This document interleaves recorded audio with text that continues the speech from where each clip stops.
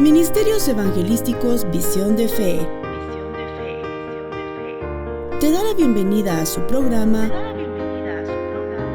Consejo, Verdades Bíblicas, con el pastor licenciado Luis Alberto Palacios. Un programa de bendición para tu vida espiritual.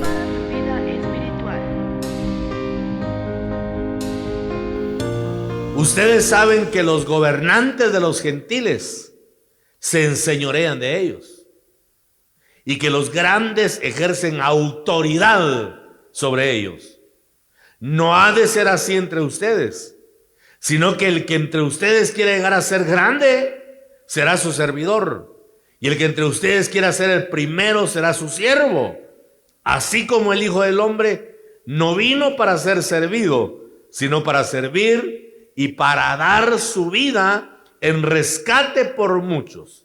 También encuentra lo mismo en el Evangelio de Marcos, capítulo 10, versos 42 al 45, pero lo puede leer en casa. El punto es que Jesús nos llama a tener una perspectiva cristiana distintiva acerca del liderazgo.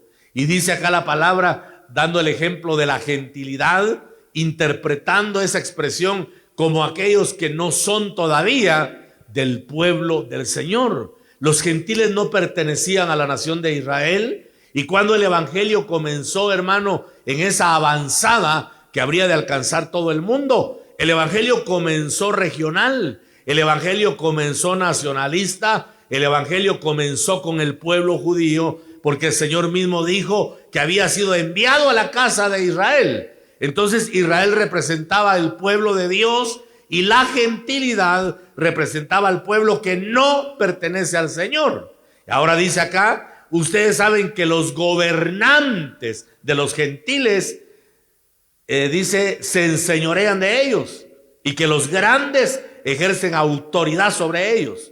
Y luego dice, no ha de ser así entre ustedes. Tomen en cuenta eso. No ha de ser así entre ustedes, sino que el que entre ustedes quiera llegar a ser grande será su servidor, y el que entre ustedes quiera ser el primero será su siervo, así como el Hijo del Hombre no vino para ser servido, sino para servir y para dar, oiga esa palabra, para dar su vida en rescate por muchos.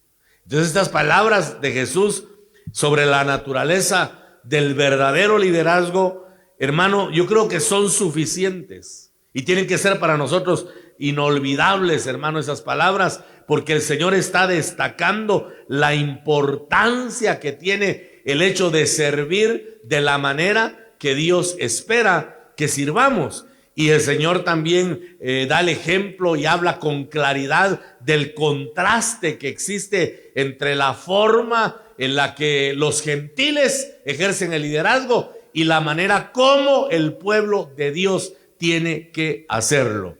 Y dice claramente que no hay que enseñorearse, sino que tenemos que ser de alguna manera funcionales en el servicio a los demás, para que ese servicio nos vaya catapultando a una posición de honor, así como expresa la palabra del Señor Jesucristo, que claramente dice, se humilló hasta lo sumo. El Señor descendió hasta lo más bajo, y por cuanto descendió, el Padre lo exaltó hasta lo sumo y le dio un nombre que es sobre todo nombre, nuestro Señor Jesucristo. Aleluya. Ese es el nombre que le dieron. Pero mire qué clave más importante nos arroja la palabra. Porque dice que el Señor se humilló hasta lo sumo, y por hacer eso, el Padre lo exaltó hasta lo sumo. Entonces yo interpreto que mi nivel de humillación determina el nivel de exaltación que voy a tener. Mientras más me humillo, más me exalta el Padre. Y mientras menos me humillo, menos me exalta el Padre. Por lo menos no somos exaltados delante de Dios. Tal vez sí delante de los hombres, pero no delante del Señor. Y por eso Él dejó ejemplos claros, como la noche en la cual el Señor, antes de morir, de rodillas tomó una vasija y una toalla y comenzó a lavar los pies de los discípulos. Pues si yo, el Señor y el Maestro, dice, les lavé los pies, ustedes también deben lavarse los pies unos a otros, porque les he dado ejemplo. ¿Qué nos dio el Señor? Para que como yo les he hecho, también ustedes lo hagan, dice Juan capítulo 13, versos 14 y 15. El Señor nos dejó un ejemplo de servicio. Lavar los pies, hermano, de un transeúnte, de un viajero, esa era la función de un esclavo. Cuando llegaba alguien de viaje, se sabe que en ese tiempo no había vehículos para transportarse, llegaban con los pies sucios, llegaban con los pies impregnados del polvo por el sudor de los mismos, ¿verdad? Y cuando la persona entraba a casa, era un alto honor llamar a un esclavo para que le lavara los pies.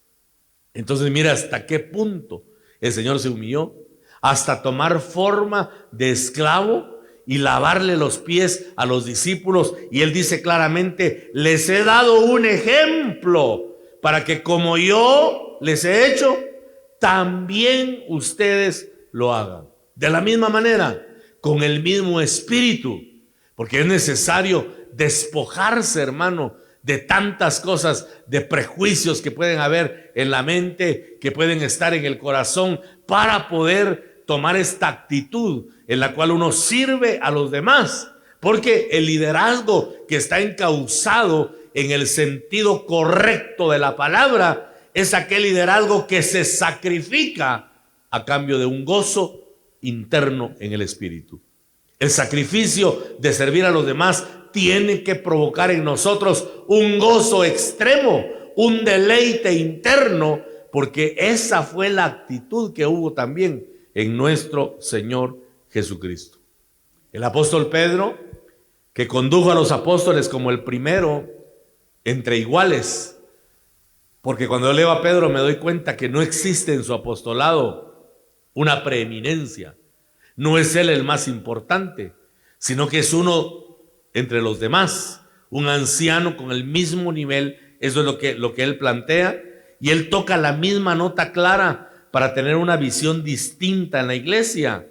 Los pastores, ancianos, los episcopos, como dice la palabra griega original, dice el apóstol Pedro, deben servir no por obligación, dice en el capítulo 5, versos 2 al 3 de su primera epístola, deben servir no por obligación, sino voluntariamente, como quiere Dios, no por la avaricia del dinero, entre paréntesis, no por ganancias deshonestas, sino con sincero deseo, tampoco como teniendo señorío sobre los que les han sido confiados, sino demostrando ser, o sea, convirtiéndose en, ¿verdad?, entre paréntesis, ejemplos del rebaño.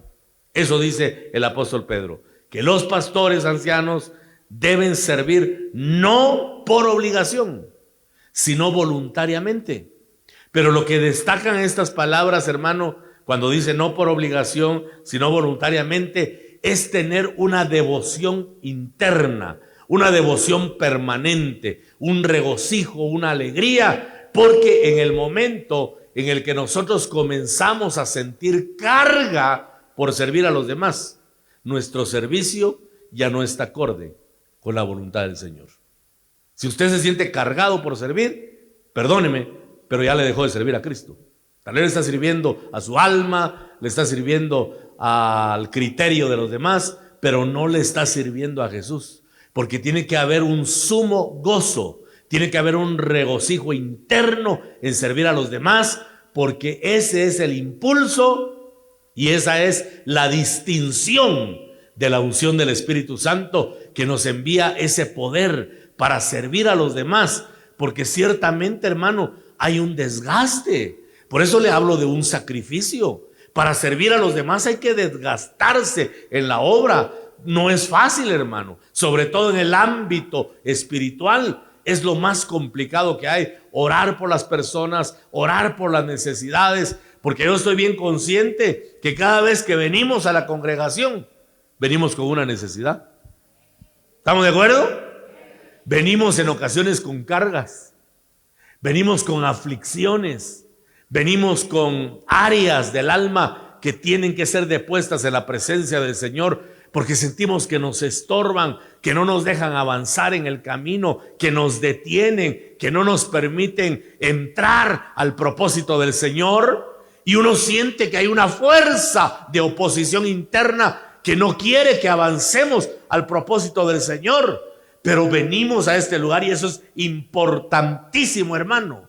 Porque lo que Dios está buscando en este tiempo es la perseverancia. El que perseverare hasta el fin, ese será salvo, dice la palabra. Nunca se vaya usted a dejar engañar por el enemigo, que le haga pensar que por las áreas que tiene, que por los pensamientos malos, que por las malas intenciones o de repente por los pecados de hecho, ya no venga a buscar a Dios, porque eso no es así.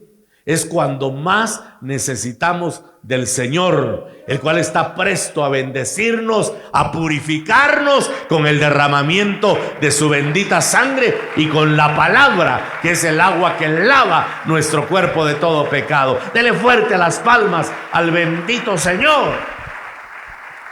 Pero venimos con esas necesidades. Y en el momento de orar, en el momento de interceder, que parece, hermano, algo rutinario, que parece algo común, decir: Padre, te pido por el pueblo, Señor, te ruego que tomes control, reprendemos todo espíritu, toda área, Señor, de pecado. Eso se ve simple, pero cuando uno termina de ministrar, hermano, es un cansancio físico terrible, porque uno no puede ver las batallas que se traban en los ámbitos celestes. Hay batallas de oposición, hay lucha contra principados, contra potestades, contra gobernadores de tinieblas que están resistiendo y oponiéndose. Pero de nuestro lado está también el bendito Espíritu Santo, ¿verdad? Que levanta estandarte de victoria para que salgamos, hermano, más que vencedores de nuestra reunión y de nuestro momento cúltico. Aleluya. Dele fuerte las palmas al Señor. Entonces, el liderazgo cristiano es fundamentalmente un dar más que un tomar. Es darnos a los demás. Yo les decía el día viernes que está bien que vengamos al culto a buscar la bendición del Señor. ¿Cuántos venimos a buscar la bendición? Pero mire, hermano, yo le invito a que usted se prepare en oración, que clame al Señor en su hogar, que busque la presencia de Dios, que se interne en la bendita escritura, que lea la Biblia y que cuando esté leyendo la palabra y esté orando y venga el momento cúltico, que usted le diga: Señor, por favor te ruego que hoy yo pueda ser de bendición para mis hermanos. ¿Sí? No tanto venir a buscar, sino venir a dar la bendición. Porque si no caemos en el estribillo aquel ya trillado que parece chicle masticado de un año, ¿verdad? No hay amor en la iglesia. Me voy porque aquí no hay amor. Porque una persona no lo saludó. ¿Y cuándo va a dar amor usted? ¿Cuándo va a ser usted el promotor? Si no hay, ¿por qué no lo comienza usted? Esa es la nota que no a muchos les gusta, ¿verdad? Pero si no somos promotores, entonces ¿qué somos, hermano? Estorbo, nada más en la obra, ¿verdad? Un estorbo para que no fluya la presencia de Dios. Yo no quiero ser estorbo.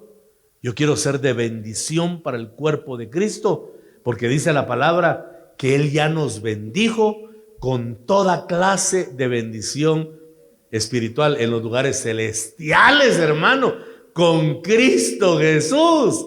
Yo no sé en qué momento de la preexistencia, pero a mí me alegra, me bendice y me ministra saber que en espíritu ya estuvimos al lado del bendito Cristo de la gloria y nos bendijeron juntamente con Él en lugares celestiales, hermano. Ahí el Padre nos dio su bendición abundante. Aleluya. Alabado sea su santo nombre. Entonces, estando en la tierra, yo tengo que reencontrarme con esa bendición y venir con el espíritu de ser de bendición a los demás. Porque para un seguidor de Jesús, la grandeza en el liderazgo no está definida por cuántos tenemos bajo nuestro control, bajo nuestro liderazgo, sino qué consistente y significativo es ser guiado por el Espíritu Santo para que éste nos impulse a hacer sacrificios personales para servir a las verdaderas necesidades de los demás. Yo leí hace un tiempo un pensamiento, fíjese, interesante, que decía: si renuncias al ministerio por la crítica, por la murmuración, ¿qué más decía? Y por los señalamientos de los demás. Esa es la idea, ¿verdad? Si renuncias al ministerio por los chismes, por las críticas y por el menosprecio de los demás, te perdiste la oportunidad de servir a los que realmente te necesitan. ¡Wow! O sea que uno está en el pastorado realmente por esa gente. Porque si yo pastoreo a los que son buenos conmigo, entonces, pastor, ¿de quién soy, hermano? Y ahí traduzca usted lo suyo también. Pero a veces miramos una cosita antagónica con una persona y ya no es de nuestro agrado. Ya no les dirigimos la palabra. Ya nos portamos serios y cortantes. ¿Pastores de qué somos, hermano, hombre? Si el verdadero líder tiene que saber que esa gente es la que necesita. Y mire, yo lo he entendido. Y de verdad que yo hablo con solvencia, hermano. Porque Dios me ha dado espíritu perdonador. Pero tenemos que llegar a esa dimensión solamente con la ayuda del Espíritu Santo. Porque humanamente esta tarea es imposible realizarla.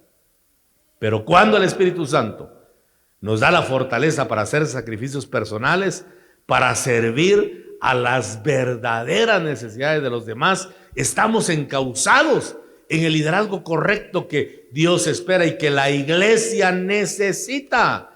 El liderazgo cristiano es saber dónde Dios quiere que la gente esté y tomar la iniciativa de usar los métodos que Dios mismo nos revele, que Él ponga en nuestro camino para llevarlos ahí, en la dependencia total del poder de Dios.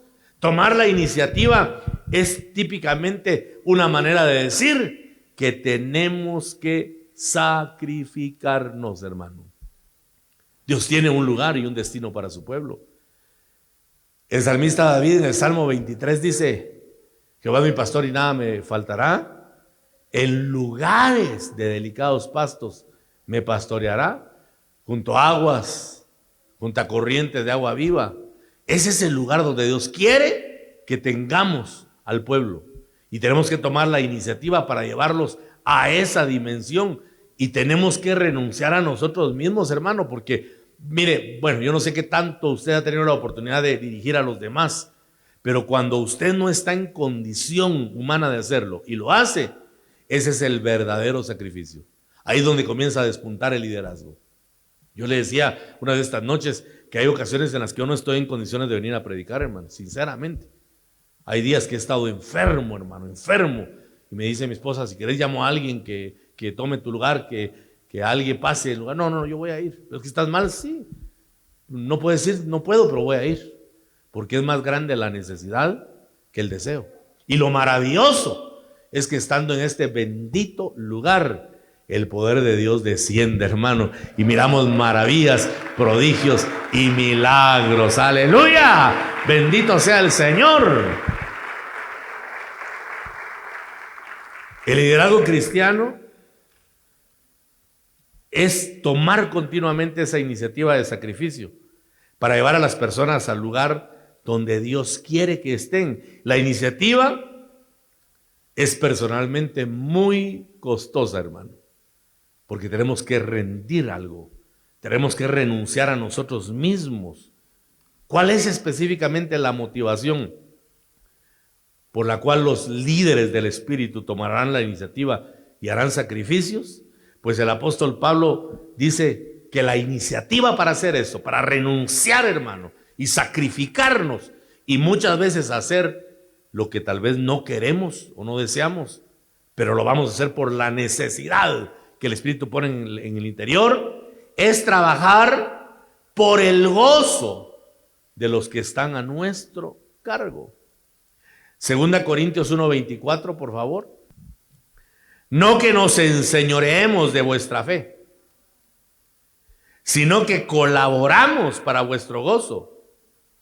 Por la fe estáis firmes, dice esta versión. Vamos a ver la Nueva Traducción Viviente. Pero eso no significa, dice Pablo, que querramos dominarlos al decirles cómo poner en práctica su fe. Oiga, pues aquí va la dirección de un líder, de un pastor, de un anciano.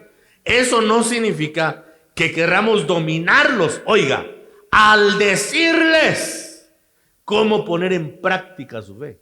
Es que un pastor y un líder tiene que decirle al otro cómo tiene que poner en práctica su fe.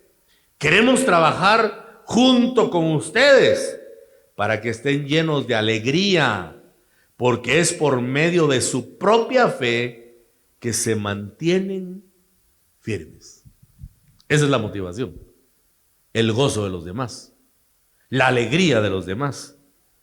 Entonces es un liderazgo, hermano, como sacrificio, porque los líderes cristianos no son individuos vacíos e inmaduros que buscan sostenerse con nuevos privilegios, sino que son hombres y mujeres que están suficientemente seguros y maduros para vaciarse por el bien de los demás. Repito, son hombres, los líderes que el Señor llama, no son individuos vacíos, ni personas inmaduras que buscan sostenerse con nuevos privilegios. En otras palabras, que buscan el protagonismo y que todos los miren. No, más bien son hombres y mujeres que están suficientemente seguros y maduros para vaciarse por el bien de los demás.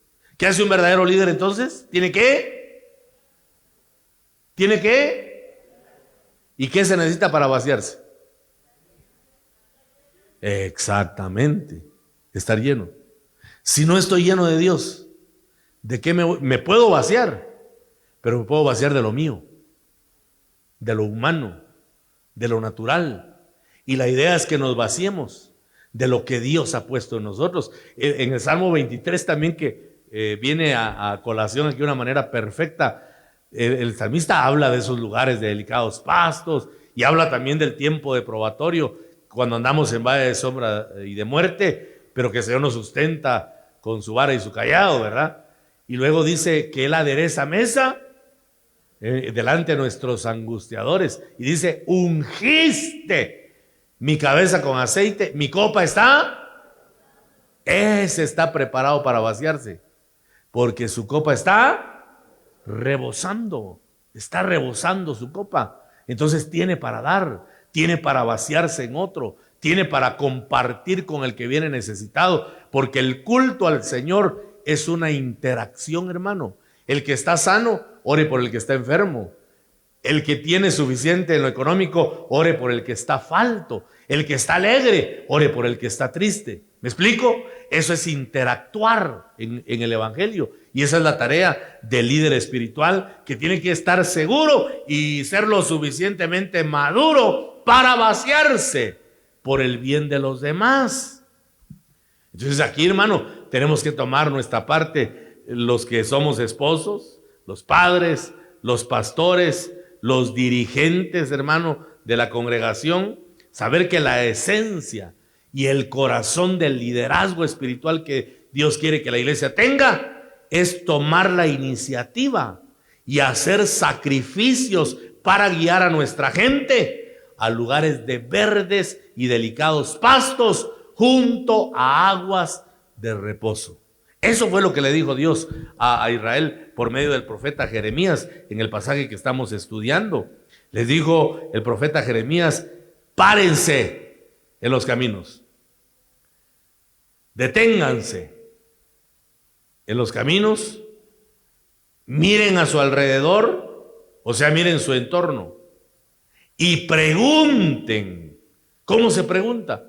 Por medio de la oración profunda, por medio de la intimidad. Pregunten por las sendas antiguas. El día viernes, hermano, Dios nos mostró algo tremendo aquí, porque cuando habla de la palabra sendas es la palabra hebrea nativ, y la palabra antigua es la palabra olam. Entonces pregunten por la nativ olam. Pero olam, dice, olam es lo escondido, dice. También olam significa punto de desaparición. Y también significa olam algo que está fuera de la mente. ¿Cómo así?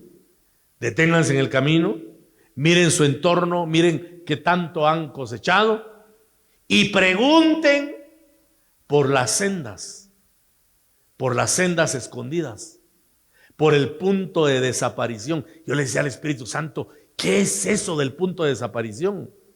Y es el arrobamiento, como cuando Juan fue tomado en la isla de Patmos. Su cuerpo debe haber quedado ahí, pero su espíritu se fue a otra dimensión, hermano, donde le mostraron cosas extraordinarias y le mostraron el Apocalipsis.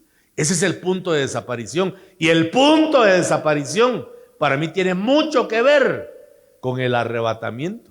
Porque ese día sí realmente vamos a desaparecer de la tierra, cuando el Señor nos levante, hermano, en un instante nos transforme este cuerpo y nos lleve a esos lugares celestes. Ese va a ser el punto de desaparición por excelencia, ¿verdad? Aleluya.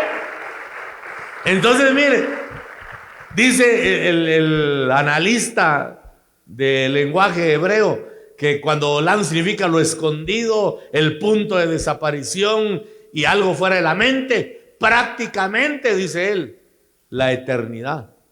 Entonces dice, deténganse en los caminos, miren, analicen su vida, qué fruto han alcanzado y pregunten por las sendas eternas. Y la palabra sendas, la Nueva Biblia Viviente le llama instrucciones. Entonces dice, pregunten por las instrucciones eternas para que les muestren cuál es el camino. ¿Quién es el camino? Es Jesús, pero que no lo veamos conceptualmente. Jesús. No, que lo veamos por revelación, hermano, porque solo en la revelación se puede ver la magnitud del Señor. Solo en revelación se entiende la grandeza y la majestad del Señor. Solo en revelación podemos llegar a captar lo enorme que es nuestro Dios. Y hasta entonces, dice, vamos a hallar descanso para nuestra alma. Porque le decía a los hermanos el viernes que Jeremías anunció esto. Y pasaron 6 siglos, porque él profetizó aproximadamente en el 627 antes de Cristo. Pasaron 6 siglos. Y en Mateo 11:28 el Señor dice, venid a mí, los que estáis trabajados y cargados, y yo os haré descansar. O sea que pasaron 600 años. Y el pueblo de Israel no encontró el descanso. ¿Y sabe por qué no encontró el descanso? Porque no había aparecido el camino todavía. Porque Jesús no había venido a la tierra. Pero cuando el Señor vino a la tierra, Él les dijo, vengan a mí los que están trabajados y cargados, y yo les voy a dar el descanso que Jeremías les anunció. Entonces yo les decía a los hermanos, ¿cómo estaremos nosotros, hermanos? ¿Estamos reposados? ¿Estamos tranquilos? Porque cuando estamos perturbados y agitados, perdóneme, pero es muy probable que no estemos en el camino correcto. La evidencia inequívoca, la evidencia clara de que estamos en el camino es el reposo que Dios da. Y si no estamos en el camino, podemos estar de repente a la orilla del camino, y a la orilla del camino se mantenían los ciegos, como Bartimeo, los que no tienen visión. A la orilla del camino se puso la nuera de Judá para caer en una relación incestuosa con su suegro. Hay pecado de inmoralidad. A la orilla del camino apareció Simei maldiciendo a David.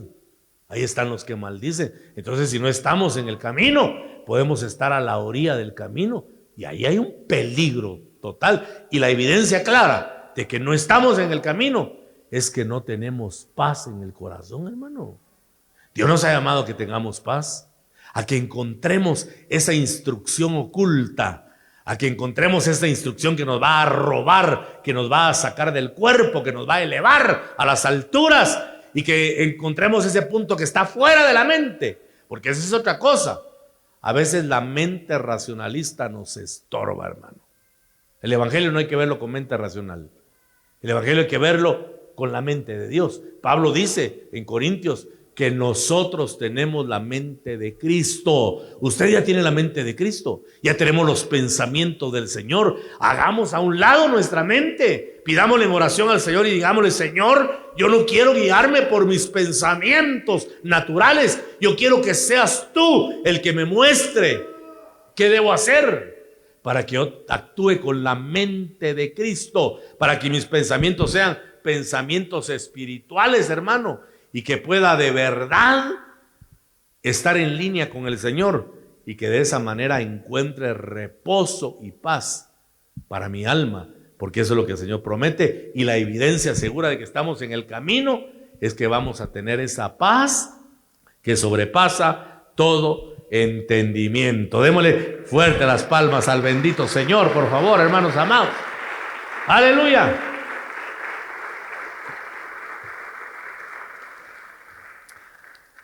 El liderazgo del Espíritu es abrazar dificultades personales a corto plazo. ¿Escuchó eso? Es abrazar dificultades personales a corto plazo para obtener ganancias colectivas a largo plazo. Voy a tener que lidiar a veces sobrellevando el carácter de los demás. Eso no es fácil, hermano. Sobrellevar a los demás y buscar el punto de equilibrio. Usted no se imagina la agonía que se vive en el pastorado. Porque si yo sé que le hablo a Juan y se enoja Pedro, ¿cómo hacer en el pastorado para mantener ese equilibrio? Eso es complicado, hermano. Pero tenemos que abrazar dificultades personales a corto plazo para obtener ganancias colectivas a largo plazo.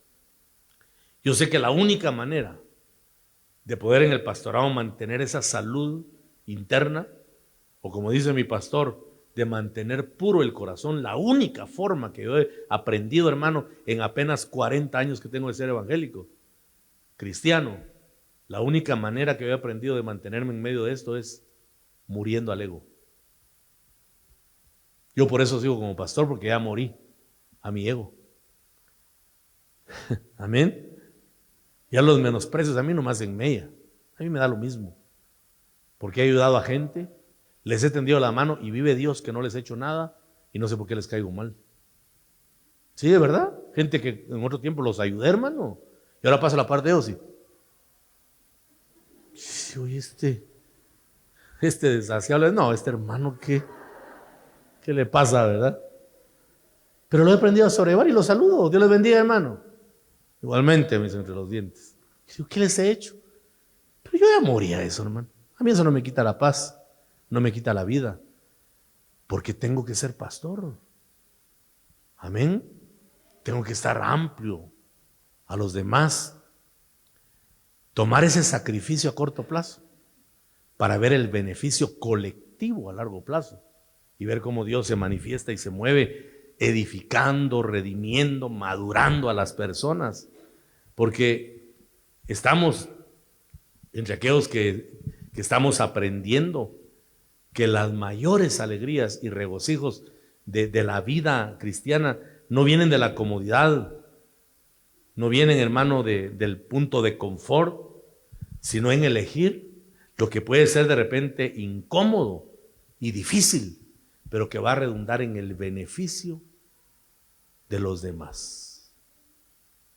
Estamos aprendiendo a encontrar nuestro gozo inefable o nuestra alegría, como usted quiera llamarle, no en la facilidad de atendernos a nosotros mismos, sino en la dureza, hermano, muchas veces, y en el trago amargo de atender a los demás. Pero eso es lo que el Señor apuntaló y lo que mostró como el liderazgo espiritual que la iglesia necesita para este tiempo final. El liderazgo cristiano en el hogar, en la iglesia y en otros lugares no es para los que buscan el honor y el reconocimiento, sino para los más dispuestos a caer de rodillas, a humillarse, a prosternarse en espíritu por la necesidad de los demás. Esa es la intercesión. Ya le he enseñado en otras ocasiones que en la acepción más profunda, la palabra intercedere del latín, lo que significa es dar la vida por los demás. dar la vida, que el problema de los demás se haga tu problema, que se constituya en parte de lo que tú eres, que lo hagas propio, no siendo tuyo. Ese es el liderazgo que Dios espera, porque el verdadero líder es aquel que en cierto sentido, hermano, tiene el orden de Dios en su alma, porque eso es muy importante. Dios me tiene que trabajar primero a mí, Dios me tiene que enseñar, Dios me tiene que moldear, Dios me tiene que ordenar el alma, porque si mi alma está desordenada, ¿cómo puedo yo asistir a los demás? O como decía hermano Otto, ¿verdad? ¿Cómo, si no puedo manejar la chalupa, decía, cómo pretendo manejar el transatlántico? Tenía razón, ¿verdad? Figurativamente hablando. Entonces tenemos que ordenarnos en el Señor para poder dirigir al pueblo de Dios y llevarlos a esos lugares de delicados, de verdes pastos, en lugar de perseguir el propio beneficio inmediato, estar dispuestos a sacrificarnos continuamente por los demás, como el Hijo del Hombre nos enseñó. No lideramos para ser servidos, sino para servir. Pero es necesario morir a nosotros mismos para que otros puedan vivir. Ese es el sacrificio que implica el ministerio. Y por eso, hermano, dice el postulado, el cuarto postulado, gente sin espíritu. O sea, eso es fuerte porque quiere decir gente carnal, gente sin visión, gente sin unción, pueden ser un estorbo en medio de los tiempos de restauración que estamos viviendo. ¿Por qué? Porque lo natural, como Pedro, ahí está el ejemplo, gracias Señor, Pedro, que comenzó Jesús a anunciar su muerte, y Pedro se puso de pie y le dijo, jamás te acontezca esto. Ahí sí no estoy de acuerdo, Señor, lo siento, pero ahí sí no estoy de acuerdo. Tú no vas a morir, primero muero yo antes que mueras tú. Y le dijo, apártate de mí, Satanás, apártate de mí porque me eres opositor, Pedro, porque tu naturalidad, que no era mala, él no quería que Jesús muriera, pero le dijo, tu naturalidad, tu raciocinio natural me está estorbando, apártate, hazte a un lado, en otras palabras, porque me está haciendo estorbo para el reino. Entonces necesitamos nosotros, hermano, la visión, el liderazgo espiritual ungido, con visión y básicamente con compromiso.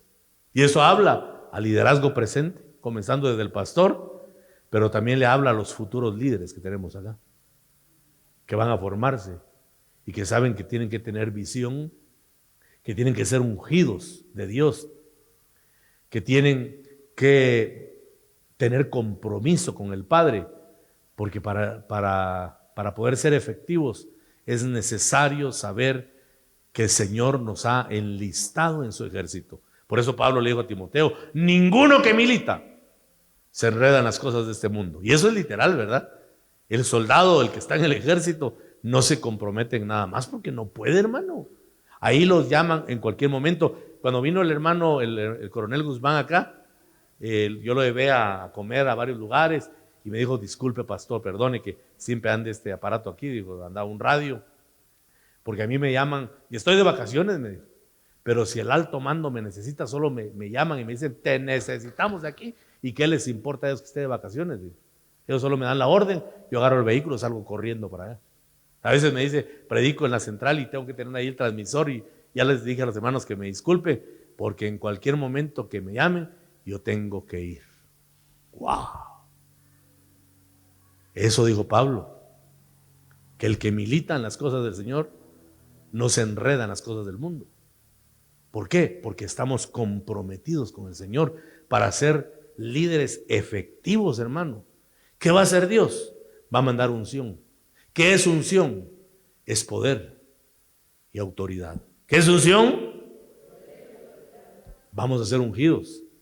Nos va a dar Dios una visión fresca, eso vimos el día viernes, ¿verdad?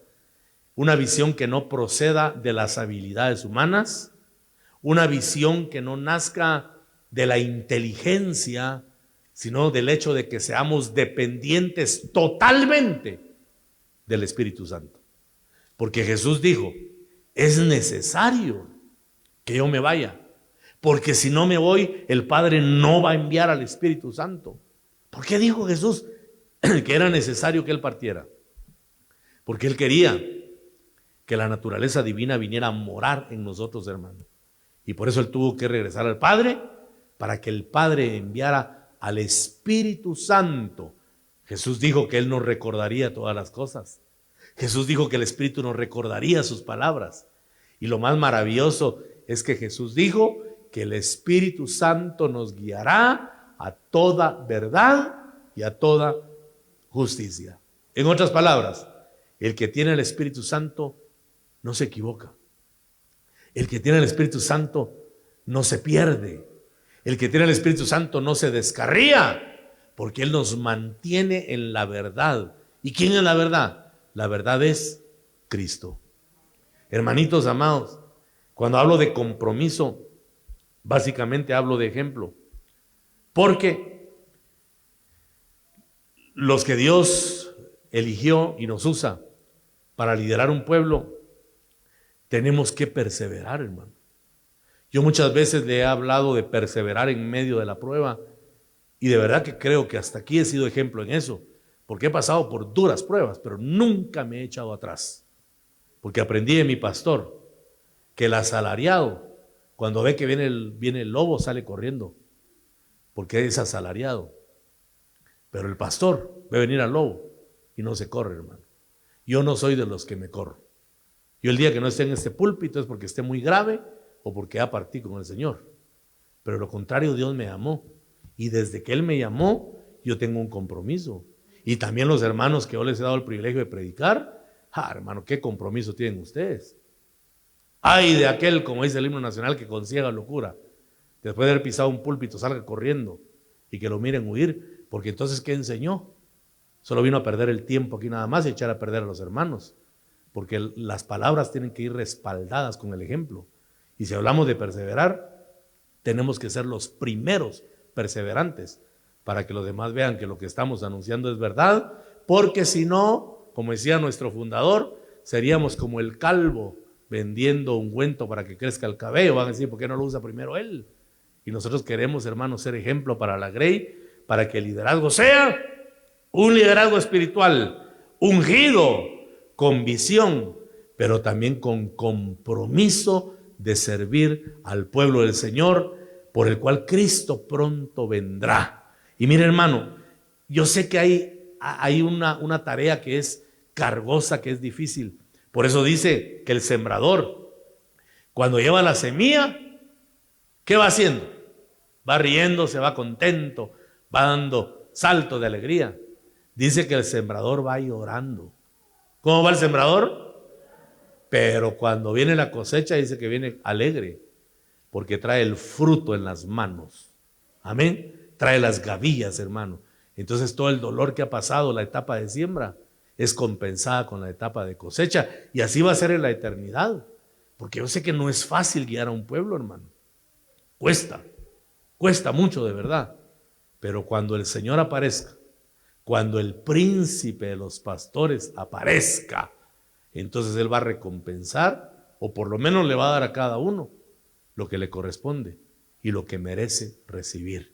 Porque Él es un Dios galardonador y no se olvida el Señor, dice, del trabajo que hemos hecho en favor de los santos, habiéndoles servido y sirviéndoles aún, dice, hermano, porque ese es un trabajo que tiene que ser constante. ¿Va a ser difícil? Sí, por eso es un sacrificio. ¿Va a haber que morir? Sí, va a haber que morir, hermano, pero es necesario hacerlo. Sobrellevar a los demás, tolerar las inconformidades de los demás, tolerar en ocasiones la insolencia de los demás, pero hay que hacerlo por amor, hay que hacerlo por compromiso, porque ejemplo nos dio el Señor, para que como Él hizo, nosotros también hagamos. Entonces va a levantar Dios un liderazgo, hermano, que va a estar dispuesto a dar su vida por causa del Señor. Vamos a retomar nuestro compromiso, porque el compromiso no es solo del liderazgo, el compromiso es de todos. Yo he estado apuntalando y repitiendo, hermano, que la iglesia va a crecer cuando usted se mueva a buscar a los que están perdidos. Porque todos dicen, no crece la iglesia. Si hay que hacer cambio pastoral, no, al que hay que cambiar es a usted. Porque las que se reproducen son las ovejas, no los pastores. Amén, hermanitos. Si usted no va a traer a su amigo perdido, si usted no le va a hablar a su familiar inconverso, nunca va a venir. Pero si nos movilizamos por amor, por compromiso, a decirle a los que están perdidos que en Cristo hay salvación, este lugar va a ser insuficiente, hermano, para traer las almas que Cristo va a alcanzar a través de la predicación eficaz del Evangelio de nuestro Señor Jesucristo. Aleluya. Dele fuerte las palmas al Señor.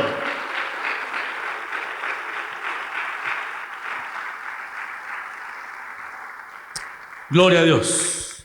Entonces, hermanos, en conclusión, la iglesia necesita un liderazgo verdaderamente espiritual que sea de bendición al tiempo de restauración que estamos viviendo, un liderazgo ungido, con visión y comprometidos con el Cristo de la gloria. ¿Cuántos queremos comprometernos con el Señor? Amén. Hagamos evangelismo, hermano. O si no, por lo menos vengamos a la iglesia, ¿verdad? Y compartamos, hermano. En las redes sociales me da risa que todos comparten, y perdone que lo diga tan claramente, pero a veces comparten cosas estúpidas, hermano. ¿Y por qué no comparten la palabra de Dios? El mensaje de hoy va a ver al finalizar 3 veces compartido. ¿Y los demás qué? Pero los memes, hermano, las ganancias del equipo de la X, todo mundo las comparte. 2,000, 3,000, por 11 o 22 locos que van tras un cuero, ¿verdad? Y el Evangelio de Cristo Jesús, que es verdad y vida, no lo compartimos. Entonces, hermano, aunque le arda el corazón y le duela, pero dele gloria a Dios, porque Él quiere que nos comprometamos esta mañana. Aleluya. Dele fuerte las palmas al Señor.